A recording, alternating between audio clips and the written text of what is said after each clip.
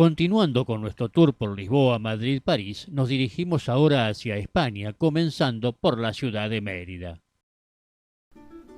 En el año 25 a.C., un legado de Augusto fundó la colonia emérita Augusta para el establecimiento de soldados veteranos. Por su situación estratégica y por el cruce de importantes vías romanas, pronto fue promovida a la capital de la provincia de Lusitania. En nuestro viaje a Mérida y al Escorial, como en toda España, nuevamente el torito español. Y ya alcanzamos a divisar la ciudad de Mérida.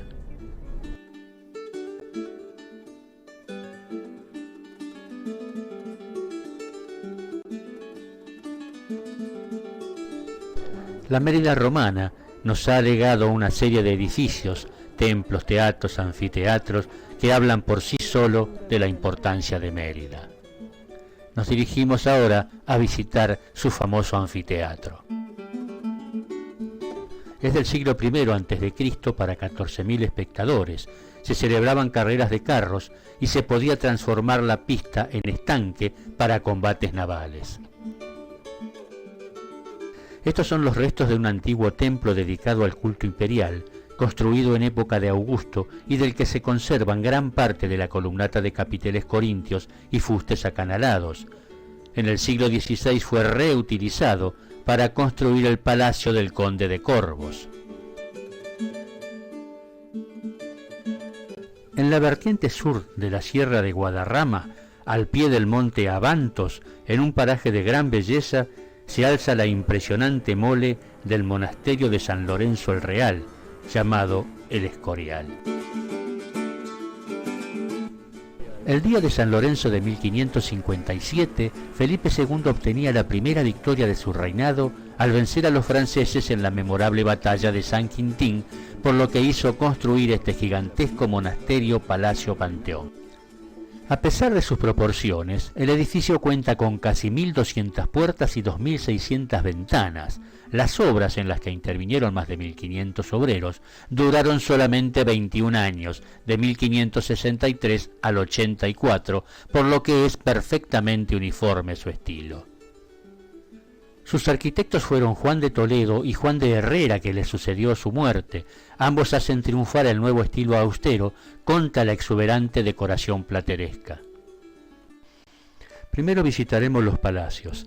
Los edificios del cuadrante noreste fue ocupado por los Borbones y el resto fue la residencia de Felipe II. Estamos en la habitación de la hija de Felipe II, Isabel Clara Eugenia, y vemos un maravilloso zócalo de azulejos de Talavera de la Reina. En la parte interior de las paredes a través del friso y que se trajeron desde Talavera de la Reina.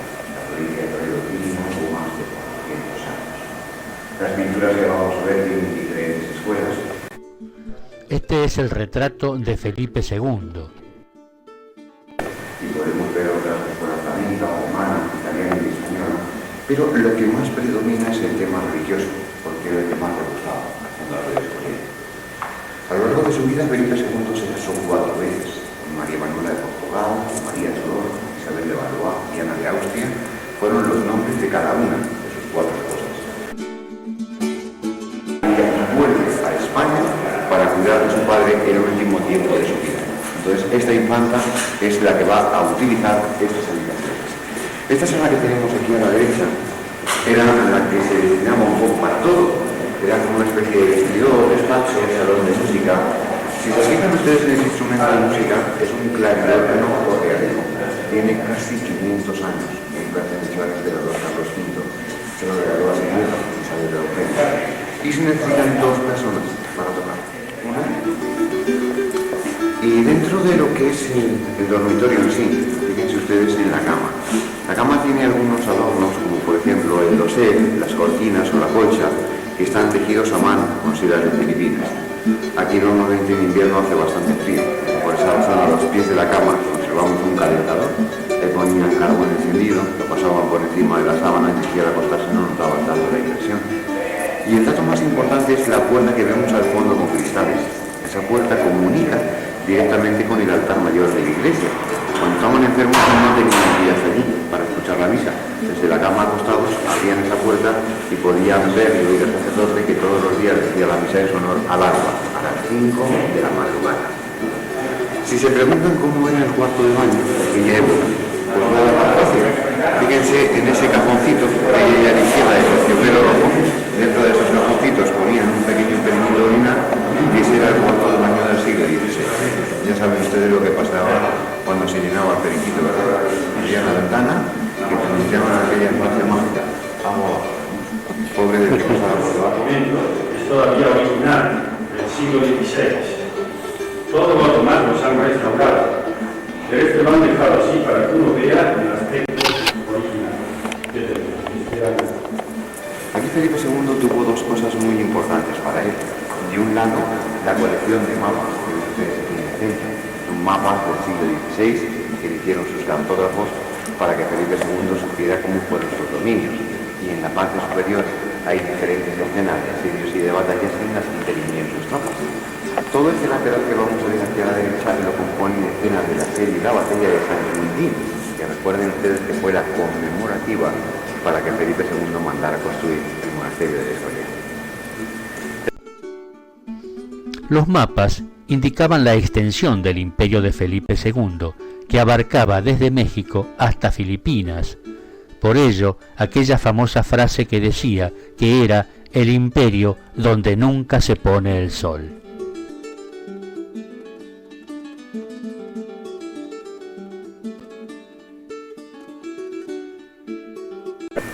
El mobiliario, como vemos, es un mobiliario muy sencillo, un mobiliario de castellano antiguo, en el que predominan los sillones de estilo frailero, porque eran los más característicos de estos conventos de monjes o frailes.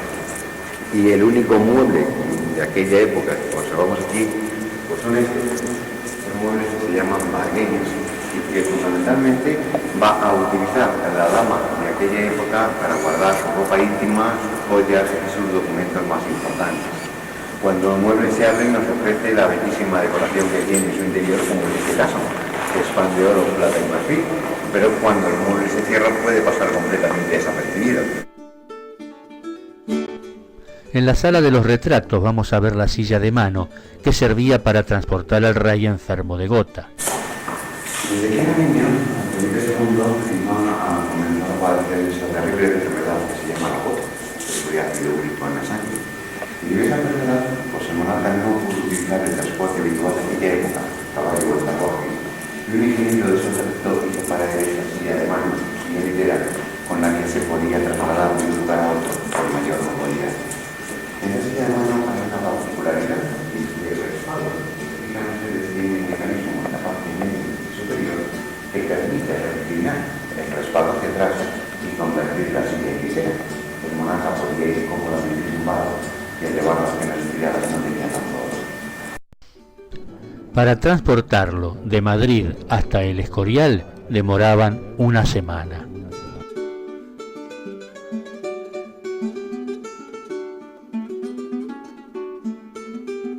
En este magnífico repostero realizado en terciopelo rojo que lleva bordados hechos a mano por hilos de oro, plata, seda y lana. Data de 1569. Fíjense lo bien que se conservan por eso. El emperador Carlos V, su padre, ahí le vemos pintado por Juan Pantoja de la Cruz con 41 años de edad. Ahí tenemos al mono, a Felipe III, pintado por Bartolomé González con 31 años. Y luego los dos últimos de la dinastía están aquí cuando eran niños. Felipe IV y Carlos II tenían 13 y 14 años de edad. Carlos II se casó 2 veces, no tuvo hijos y por eso con él finalizó la Casa de Austria de España. El famoso Juan de Austria. Juan de Austria fue hijo natural de Carlos V y fue famoso por su actuación en la batalla de Lepanto en contra de los turcos. Ahí vemos un retrato de tamaño natural con la mascota que tenía, un león sin ver con representado los pies. Nadie sobrepasaba entonces el metro. Las que vamos a ver aquí son las puertas.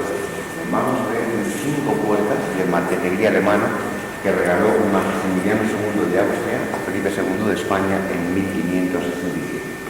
Cualquiera de estas puertas puede llegar a tener en su interior hasta 16 clases distintas de madera. no hay pintura de barniz. Cada madera tiene su propio color de diferente. Según vamos pasando, las van viendo porque son aguas más bonitas.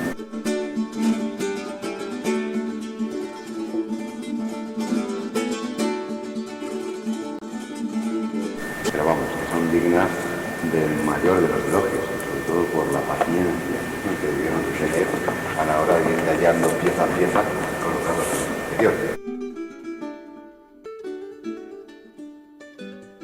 Cuando Felipe II residía aquí en Escorial, una de las cosas que más le gustaba, sobre todo después de comer, es que los médicos, si el día estaba apacible y soleado, le dejaron bajar los jardines que tenemos aquí en la parte inferior.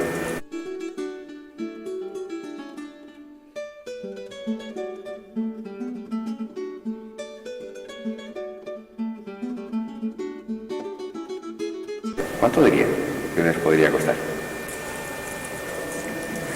Es difícil según se piensa en horas, en el diseño, en los materiales.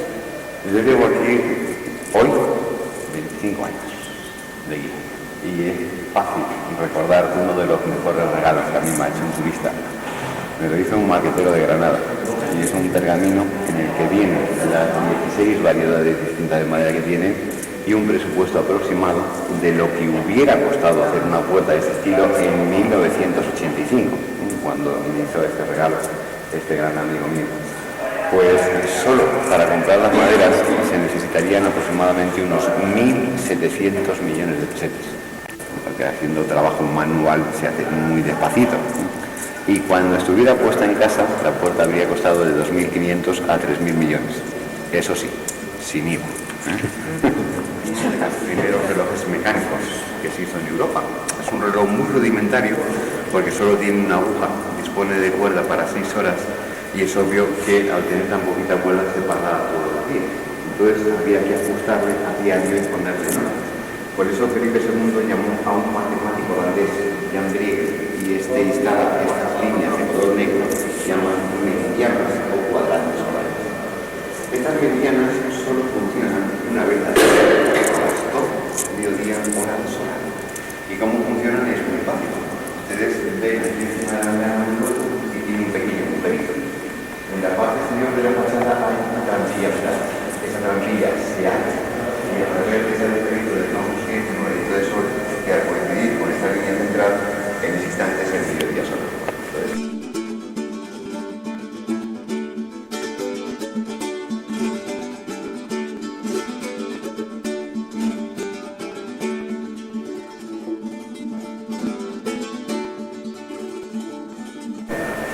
Solo tienen un pequeño problema.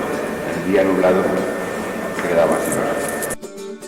De que esta sala la podemos denominar salón de embajadores y comedor de casa.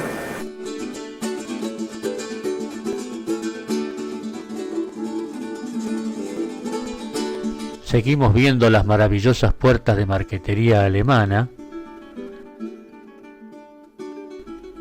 los azulejos de Talavera,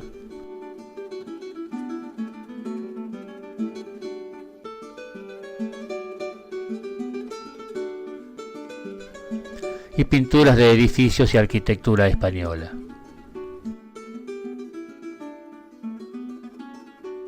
El altar mayor. Pues hemos llegado hasta las habitaciones del rey Felipe II, que se encuentran exactamente del otro lado del altar mayor de la basílica. Ahora mismo estamos a la derecha. Este es el sitio que escogió Felipe II para que hicieran sus habitaciones. Un lugar muy modesto, como pueden ver, si tenemos en cuenta que Felipe II fue el monarca más poderoso de la tierra en aquella época. Pudo haber tenido lo mejor y sin embargo aquí quiso ser como uno más de la comunidad religiosa. Ahí tienen la cerámica de Talavera y la pintura de tema religioso como elementos decorativos que le gustaban al rey fundador del monasterio. Ahí tienen la cama que utilizó Felipe II el último tiempo de su vida. En esa cama, escuchando la misa del alba, el 13 de septiembre de 1598, ahí fallecía Felipe II con 71 años. Hoy es una cifra normal, en aquella época era exagerada, porque lo normal no era sobrepasar los 40 años en aquella época. Miren también la comunicación directa con el altar mayor de la iglesia o el calentador de cama, imprescindible cuando se levantaba para calentarle un poquito la sábana, sobre todo en invierno. Un despacho en el que pueden ver algunas cosas curiosas, como por ejemplo su biblioteca personal, con libros muy queridos del rey, que eran libros de arquitectura y astronomía. Y ahí pueden ver un detalle que luego van a poder ver también en la biblioteca, cómo tenemos colocados los libros aquí en el Escorial. Todos están del revés, con los cantos hacia afuera. Y el motivo no es otro, sino que aquí tenemos libros cuyas edades oscilan entre 400 y 1500 años. Libros escritos en piel, en pergamino. Ya saben ustedes que el pergamino necesita de abundante oxígeno para buena conservación, y al estar así dispuestos se facilita que el libro respire y esté mucho mejor conservado. El emperador Carlos V, su madre, la emperatriz Isabel de Portugal. Con ellos vamos a cerrar la primera parte del recorrido, el palacio. Continuando con la visita del Escorial, vamos a visitar ahora la zona de los panteones. Los más importantes son el Panteón de los Reyes, el Panteón de los Infantes y el Panteón de los Párvulos.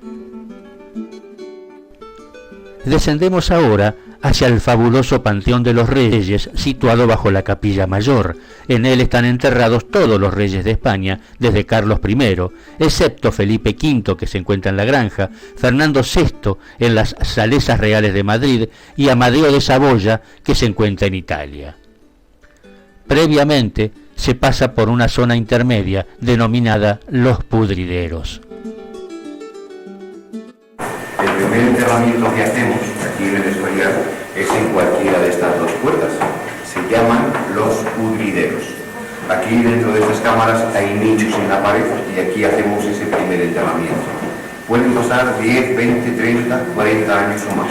Y cuando quedan únicamente los restos, ya pues se pasa con una cajita pequeña de plomo, se suelda y eso es lo que introducimos dentro de las urnas que van a ver ustedes. Este es el pudridero de reinas y este es el de reyes, pero únicamente funciona este en la actualidad. Aquí tenemos ahora mismo depositadas 3 personas. Está la reina Victoria Eugenia de Battenberg, la esposa de Alfonso XIII, y tenemos también a los padres de don Juan Carlos, a don Juan de Borbón, conde de Barcelona, y a su esposa doña María de las Mercedes. Cuando pase ese tiempo, ocuparán urnas. La idea la tuvo el emperador Carlos V.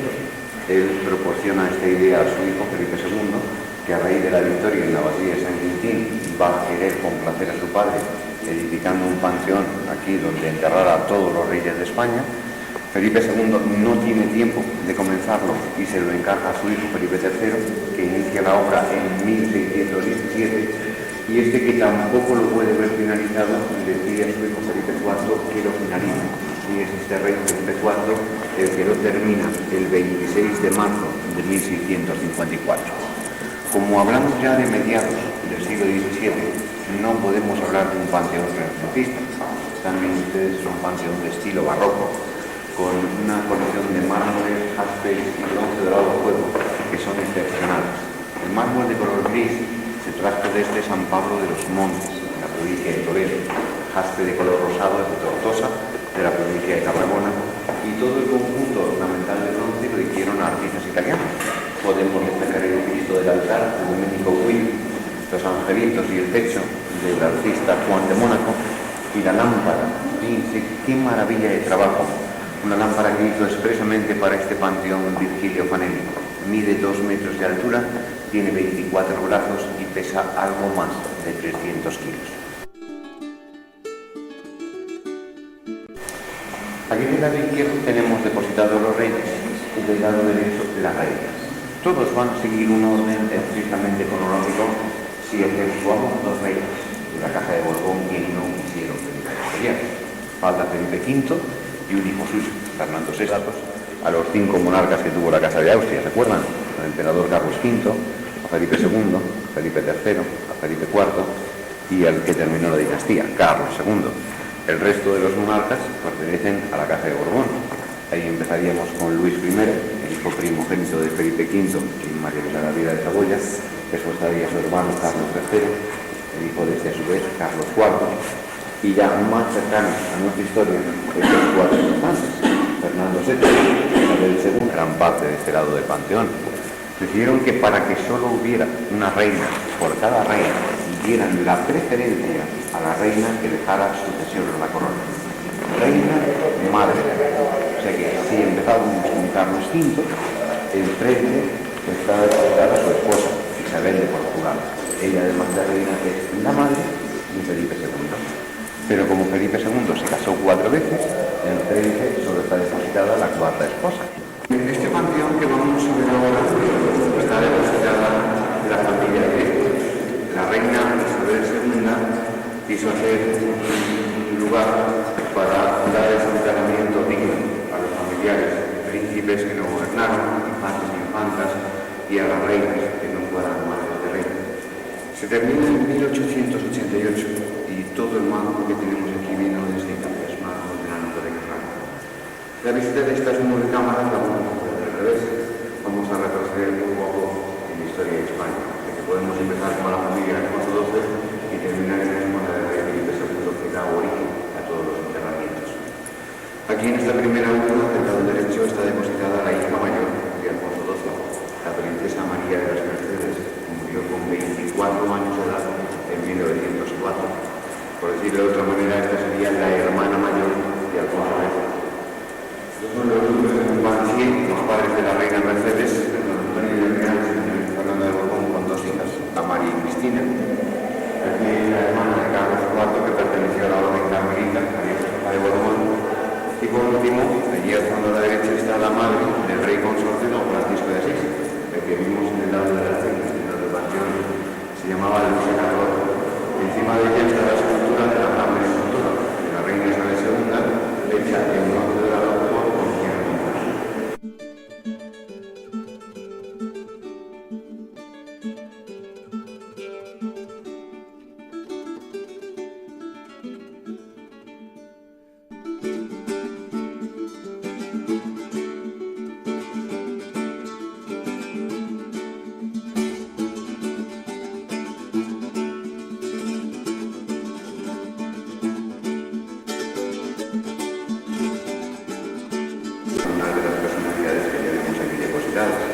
el lado derecho de esta cámara también está completamente vacío, pero aquí en el lado izquierdo hay 3 más villanos ocupados, muertos, trabajos interesantes. Los dos sirven de la forma con la noche. El resto de los otros que eran vacías quedarán para el futuro.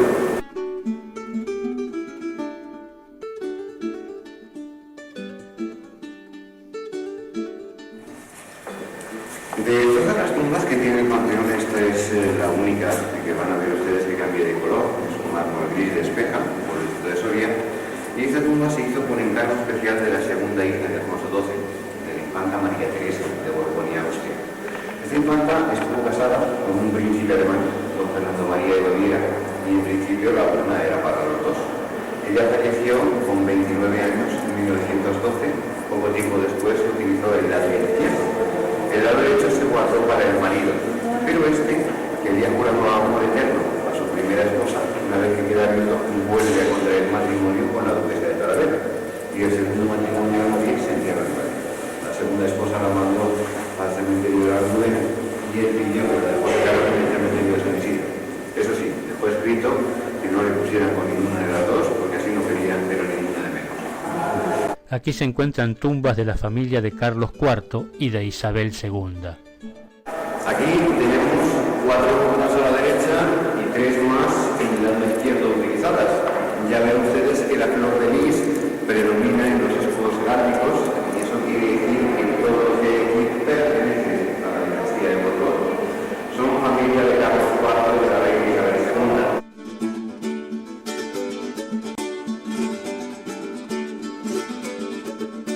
Ya hemos hablado varias veces de este personaje, he hablado del recorrido en el Juan de Austria, a la que la reina Isabel II tuvo una gran predilección y por eso mandó venir aquí al mejor de los escultores de Génova para que hiciera esta maravilla de escultura y aceite.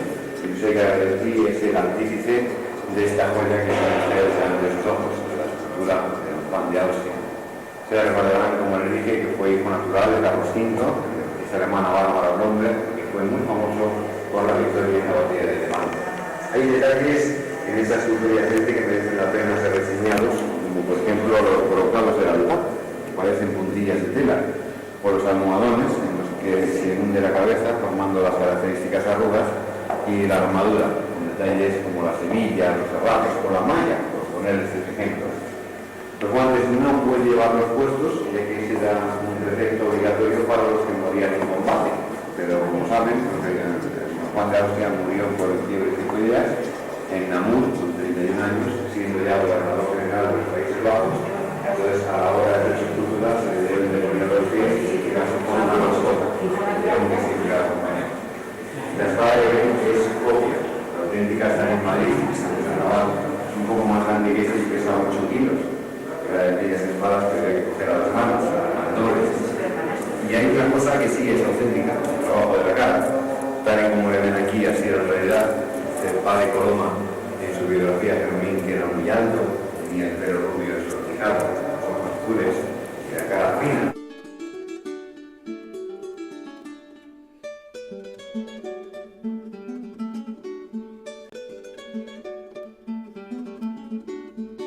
Anillos que ven sus dedos fueron regalando cada una de las 16 novias.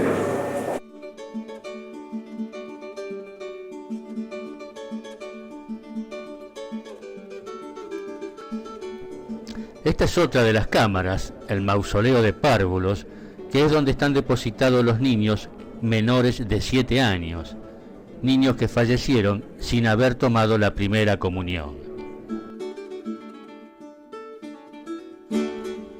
Y el mausoleo tiene la forma de una torta de cumpleaños.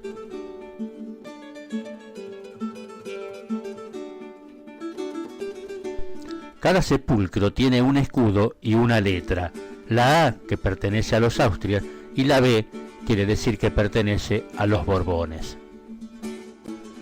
En el panteón de las reinas sin hijos se encuentran las 3 primeras esposas de Fernando VII, una francesa, una portuguesa y una alemana.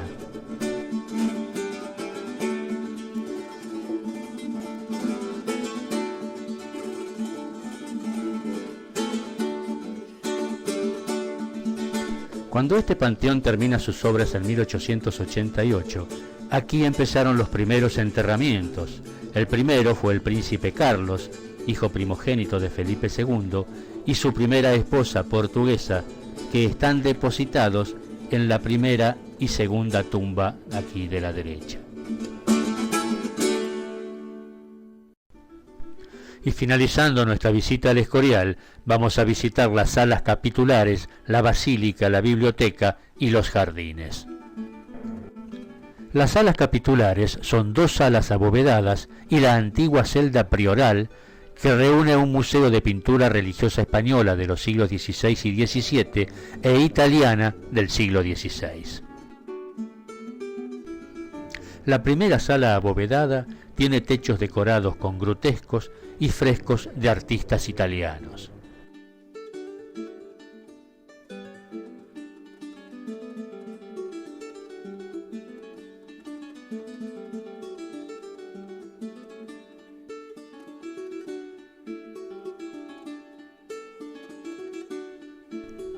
Aquí se exponen varios lienzos de El Greco y de Rivera, y también tenemos de Tiziano y de Velázquez.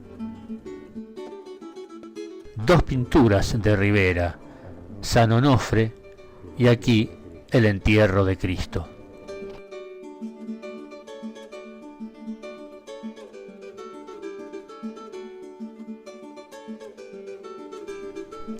Aquí tenemos ahora una pintura de Diego Velázquez que se denomina La túnica de José.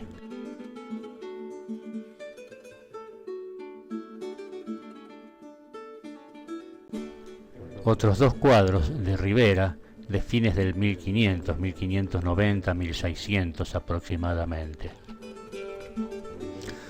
2 cuadros de El Greco, San Francisco de Asís y el Éxtasis.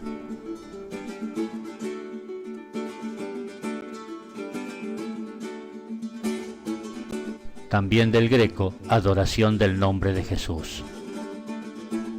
San Jerónimo Penitente de Tiziano.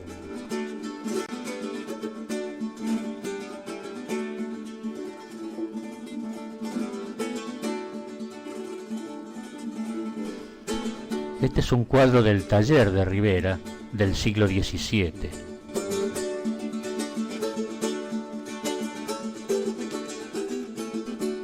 Y por último, otro cuadro del Greco, que es San Ildefonso.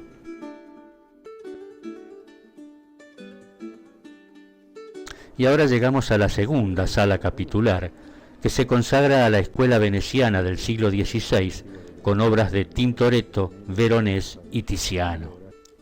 La bóveda también está decorada con grutescos de Nicolás Granello, Fabrizio Castello, Horacio Cambiaso y Lázaro Tavarone, entre 1585 y 1586. Tiziano de 1490 y su descanso de la huida de Egipto.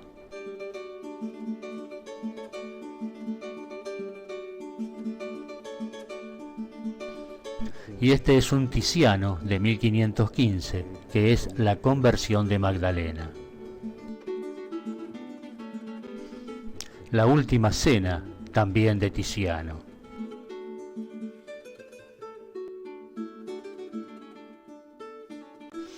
Las salas tienen altares con cuadros originales de la época de la fundación.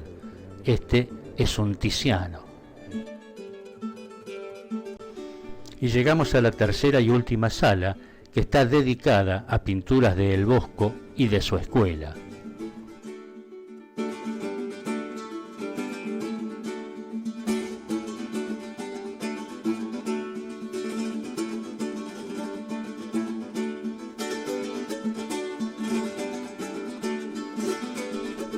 La bóveda está pintada al fresco por Francisco de Mino y Nicolás Granello.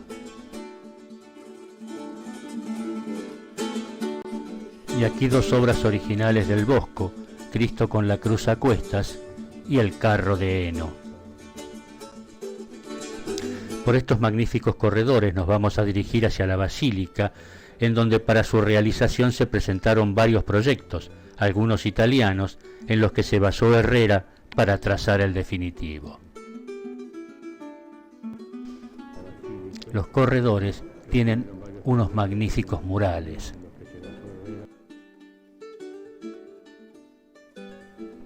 Esta es la sala anterior a la basílica, que fue hasta 1587 capilla del colegio, y el único adorno que tenía era el cuadro de Juan Fernández Navarrete, que es Abraham y los tres ángeles.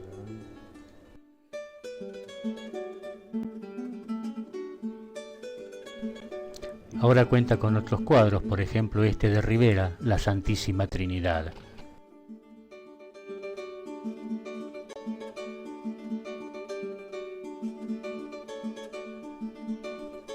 Y desde aquí entramos a la basílica.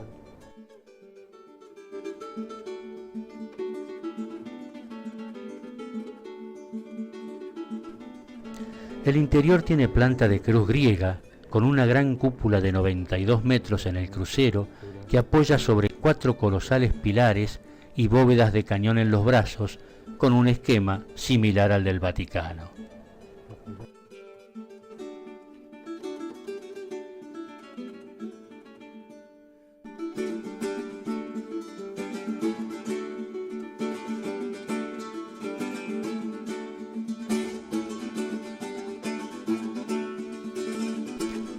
Las bóvedas de las naves fueron pintadas por Lucas Jordán en el reinado de Carlos II.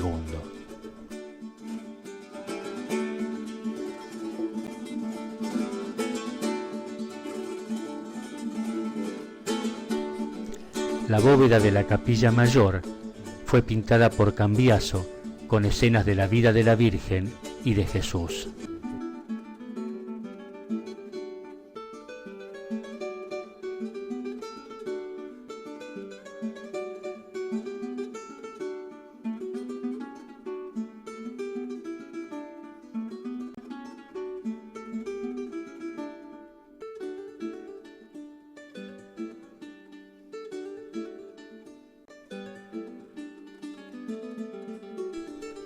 El retablo tiene 30 metros de altura, fue dibujado por Herrera y consta de 4 pisos con columnas de jaspe, ónice y mármol rojo, entre los que se reparten 15 esculturas de bronce de León y Pompeyo Leoni.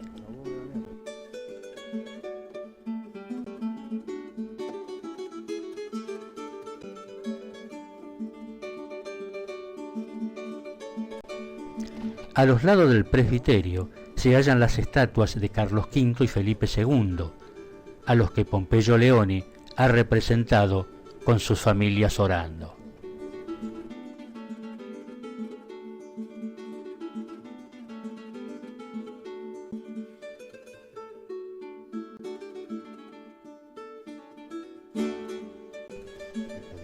Esta es la maqueta, cuyo original es del doble de su tamaño, que fue diseñada por Juan de Herrera. Se usa en Semana Santa para el Altísimo y está realizada totalmente en madera sin la utilización de ningún tipo de clavo. Este es un Cristo de Benvenuto Cellini que está tallado en mármol blanco de Carrara en 3 piezas, una para el cuerpo y las otras 2 para los brazos. Está sobre una cruz de mármol negro. Es del año 1562.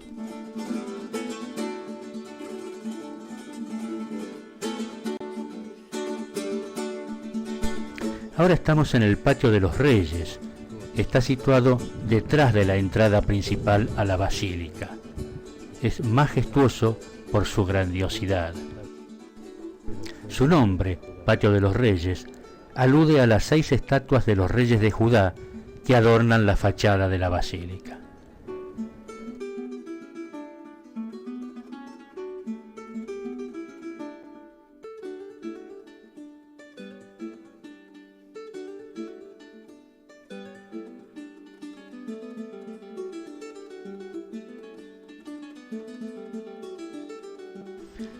La sala de la biblioteca tiene 54 metros de largo y posee una magnífica decoración, como son las estanterías de maderas preciosas que fueron dibujadas por Herrera.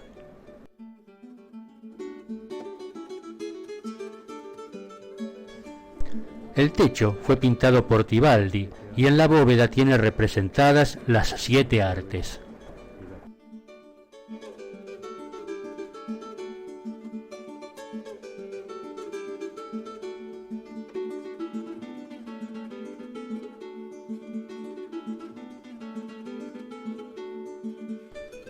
En los testeros, Tibaldi representó la filosofía y la teología.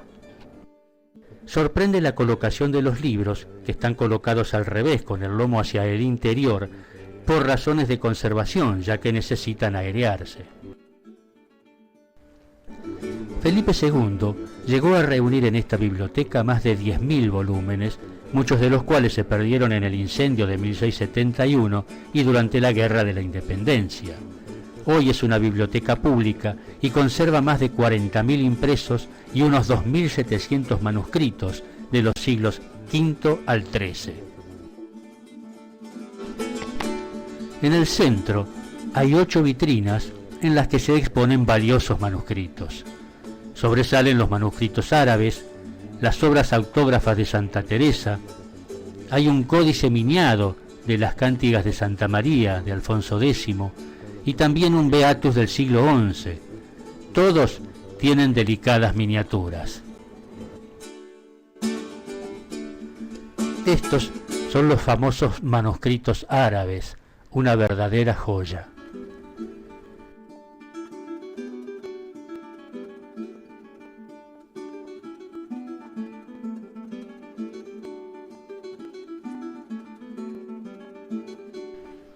Aquí podemos apreciar en detalle este fabuloso mueble que fue diseñado por Herrera.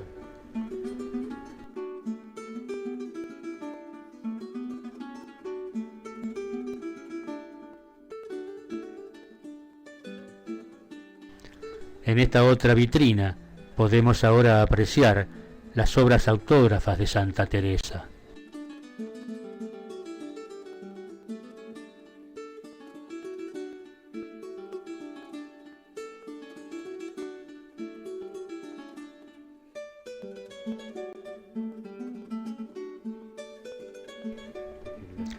Y aquí tenemos representada en este globo la teoría de Ptolomeo, que afirmaba que la Tierra era el centro del universo. El resto de las varillas son el recorrido de los astros y de las estrellas. y ya estamos en la galería que da frente a los jardines del Escorial.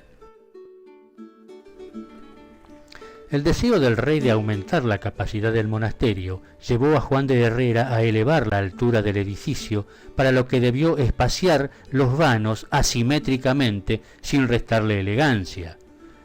4 torres, con agudos capiteles en las esquinas, palian al exterior la monotonía de sus largas perspectivas horizontales. En síntesis, este singular monumento refleja en su arquitectura la grandeza del imperio y la austeridad de los Austrias.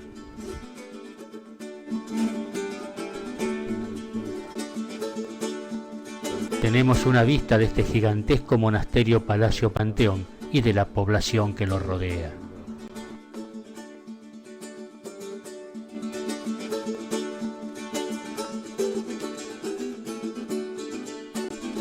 Y así terminamos nuestra visita al Escorial.